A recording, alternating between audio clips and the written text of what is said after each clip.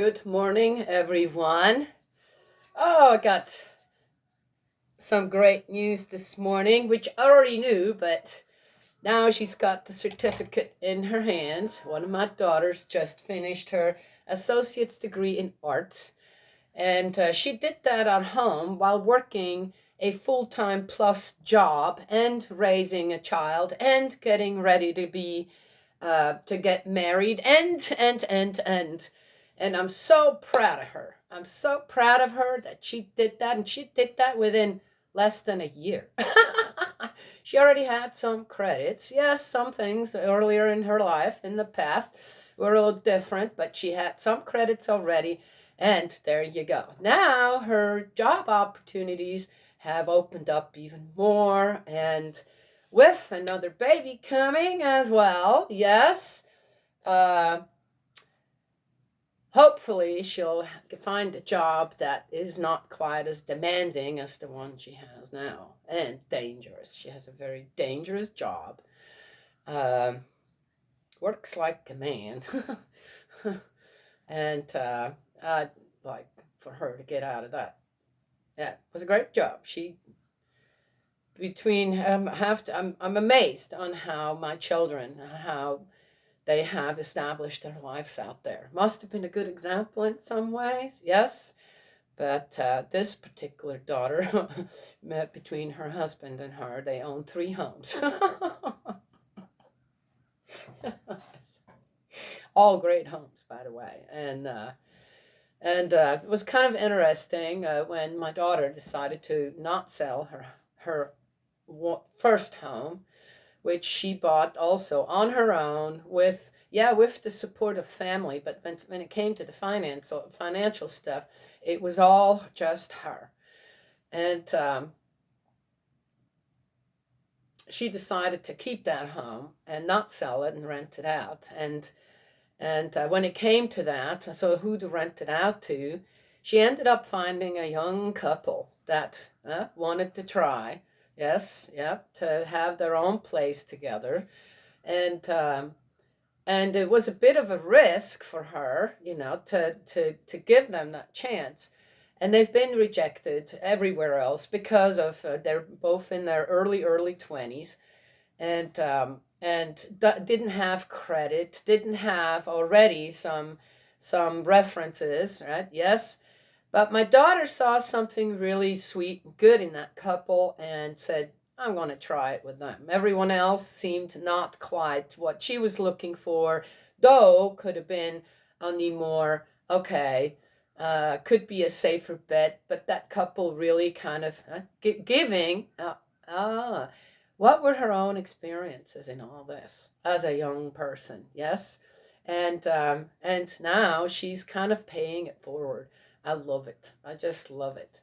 Yes. Well, anyway, so there is that. But so proud of her. Yes. What an accomplishment. And yeah, man, I'm telling you what, the United States is the land of opportunity. Yeah, it's the land of opportunity, and it's the land of complaints. I think that if one really truly appreciates to be blessed, to grow up, to be born, to grow up in a country like we live in here, then one goes for the land of opportunity rather than the complaints. If you realize that. Yes? Okay. All right. Okay. Let's get going here.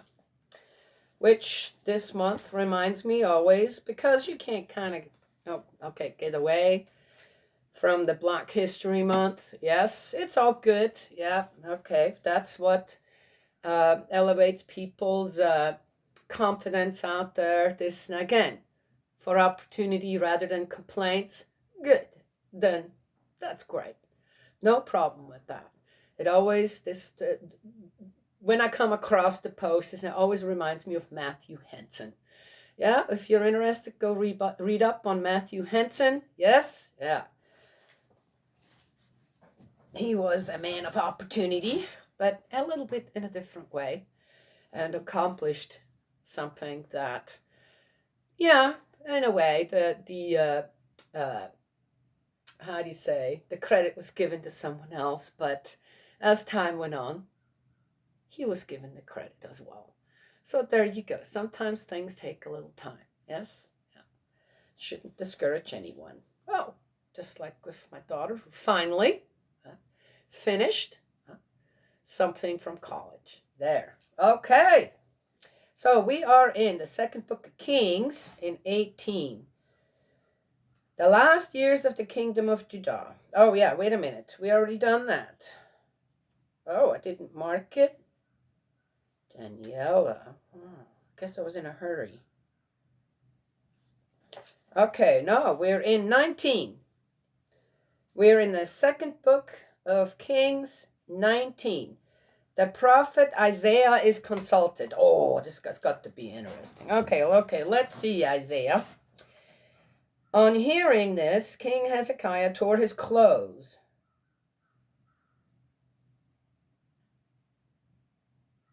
Put on sackcloth, and went to the temple of Yahweh.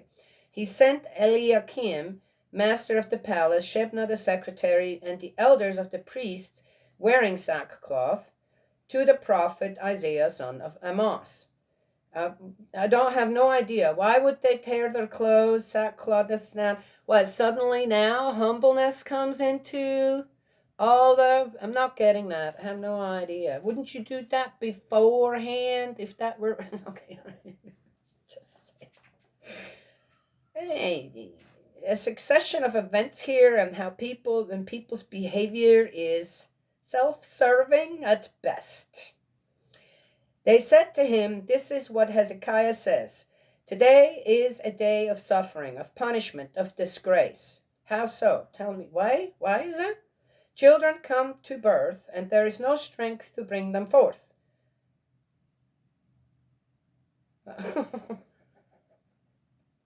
That's a weird...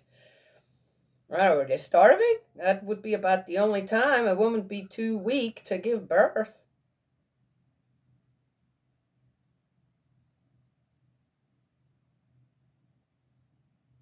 Yeah. All right. May Yahweh your God hear the words of the cupbearer in chief, whom his master, the king of Assyria, has sent to insult the living God. And may Yahweh your God punish the words he has heard. Offer your prayer for the remnant still remaining. Okay, you see what's going on here again? Okay, yeah, that cupbearer did insult God. Yet, why could he? Why could he do that? And what are the people here again looking for? Well, God better do something about that because, hey, they're not doing anything. And they're not looking again at themselves and how is it possible that someone from the outside can insult our God like this? What did we do wrong?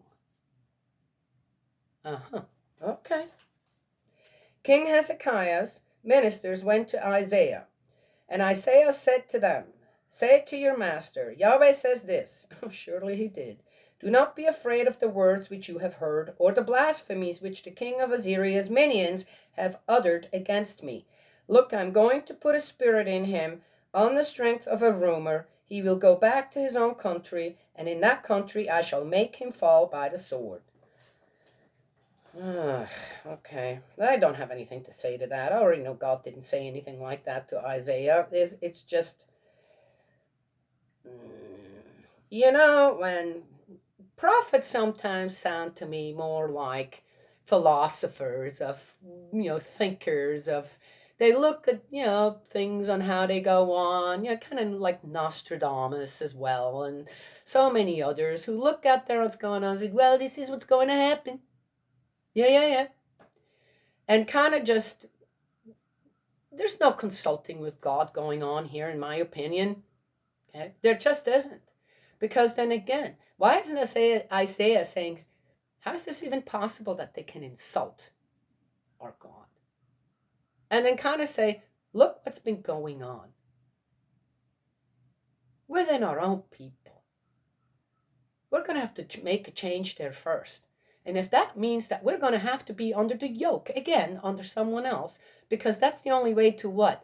Oh, Save the children who can't be born because the women are what, too weak to give birth? To kind of write down again. Just saying, right? So what's Isaiah doing? Yeah, leave it in the hands of God. Yeah, he's going to put the spirit on this dude, and then he's going to go home, and yeah, whatever's going to happen, he's going to die. What is that? I'm not getting it. This doesn't make any sense. Not in the way that I know God. God is unchanging. We're the ones who are changing, right? Flip-flopping all over the place. Yes? Yeah. Anyway, so the God of so many thousands of years back, no doubt, the exact same God as we got now. That's what I believe. And the God of today that I know doesn't sound like what they're talking about. Again, very self-serving. That is that. The cupbearer returns to his master. The cupbearer turned about and rejoined the king of Assyria, who was then attacking Libnah, as the cupbearer had learned that the king had already left Lachish on hearing that Tirhakah,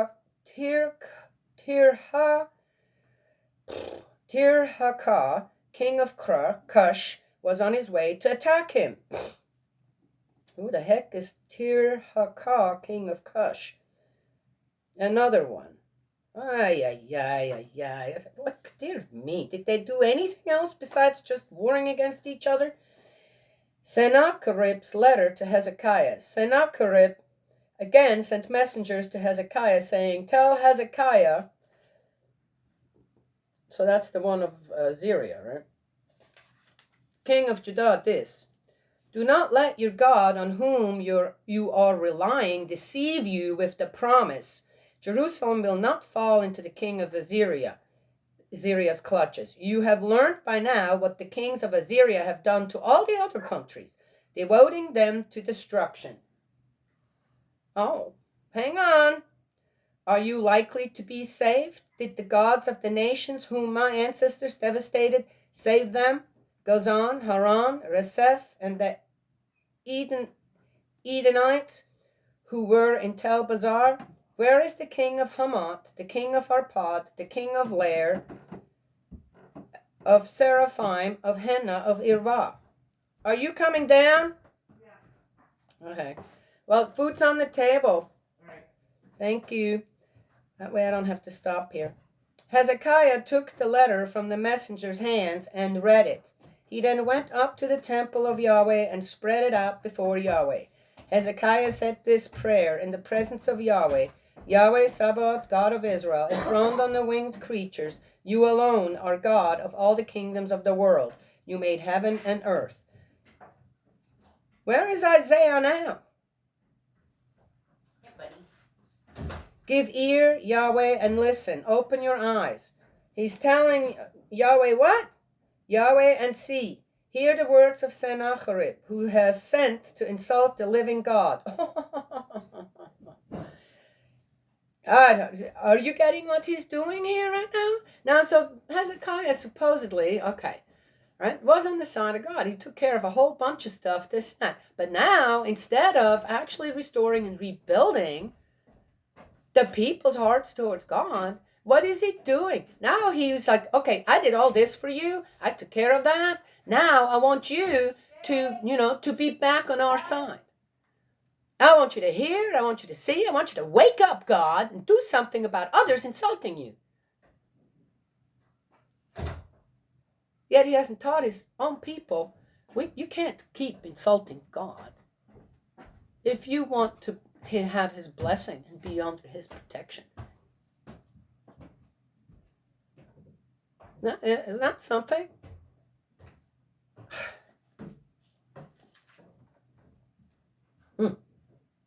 What did I begin with, right? Yes? The land of opportunity or the land of complaints? Which are you a part of? Yeah. And why?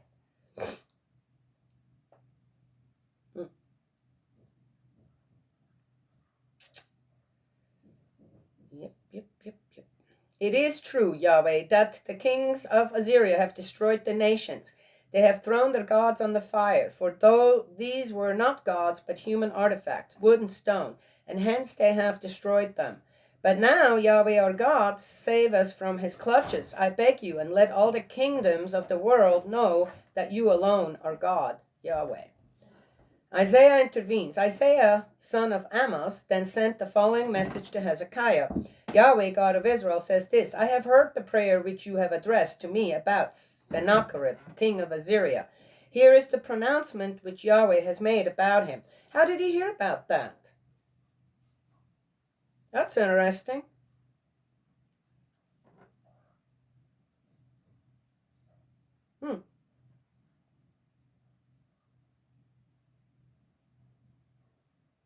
Oh, no, I don't believe that.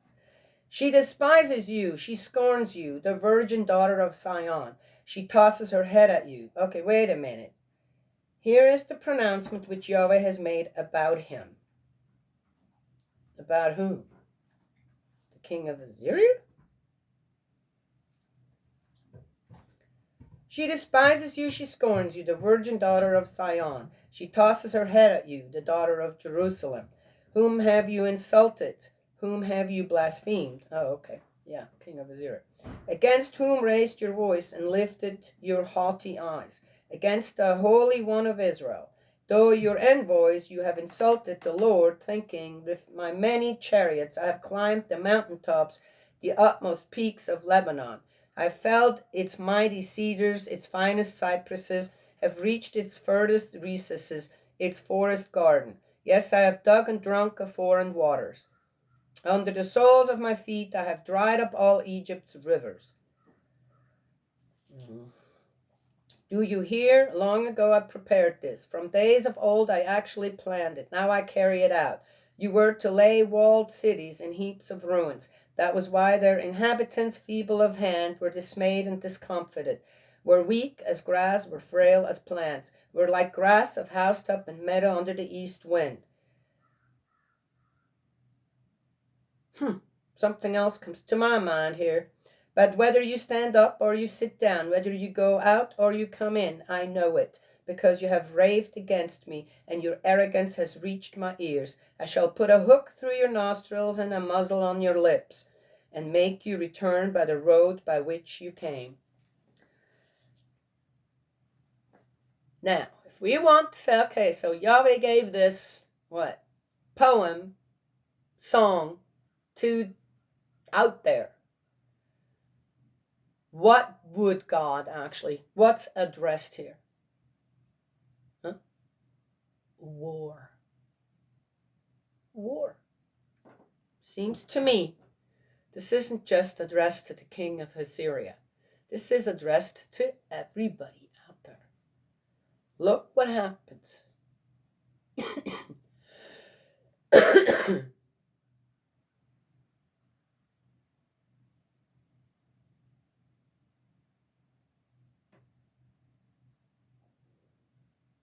Wow. When you look at it that way, it's pretty amazing. Yet. A sign for Hezekiah. And this will be the sign for you. This year will be eaten the self-sown grain. Next year what sprouts in the fallow. But in the third year sow and reap. Plant vineyards and eat their fruit. The surviving remnant of the house of Judah will bring forth new roots below and fruits above. For a remnant will issue from Jerusalem and survivors from Mount Zion. Yahweh Sabaoth's jealous love will accomplish this. This is what Yahweh says about the king of Assyria. He will not enter this city, will shoot no arrow at it, confront it with no shield, throw up no earthwork against it. By the road by which he came, by that he will return. He will not enter this city, declares Yahweh. I shall protect the city and save it for my sake and my servant David's sake. Oh, somebody had some ideas. Sennacherib is punished. That same night the angel of Yahweh went out and struck down 185,000 men in the Assyrian camp. Remember, they were warring against somebody else as well. In the early morning, when it was time to get up, there they lay so many corpses. Sennacherib struck camp and left. He returned home and stayed in Nineveh. One day, when he was worshipping in the temple of his god Nisroch, his sons Adramelech and Sharezer struck him down with the sword and escaped into the territory of Ararat. His son Esarhaddon succeeded him. Okay. Well, God didn't strike him down then. The same thing happened to, what's his name? Sennacherib, whatever. Was killed like so many other kings before, everywhere, not just in Assyria, by his own son. There. Okay. Gotcha. I guess in order to make the Bible and to... God had to be in there somewhere. Yet, though, that little sonnet, poem, song, whatever that is, I look at that and I read that. And in a way, I find God's heart, saddened heart, suffering heart in it. Telling to people, all of them, look what you have done. Look what you have done. And what suffering you've caused to your own people. Huh? When you're starving and this and that, right? Yeah? Okay. Well, all they're doing is just having war, right? Yes? It talks afterwards. What does God... And then again, in the way that it is written down in here, is again to defeat someone. You're going to be successful. You're going to be sowing and reaping, but in the first years it's going to be, right? What is God trying to teach his own people here again? You need to stop all that. You need to go out there and you need to plow the fields. Your people are starving to the point where you're not having children anymore. They can't be born alive. Interesting. Okay. Right, people can look at it however they want to, right? Yes?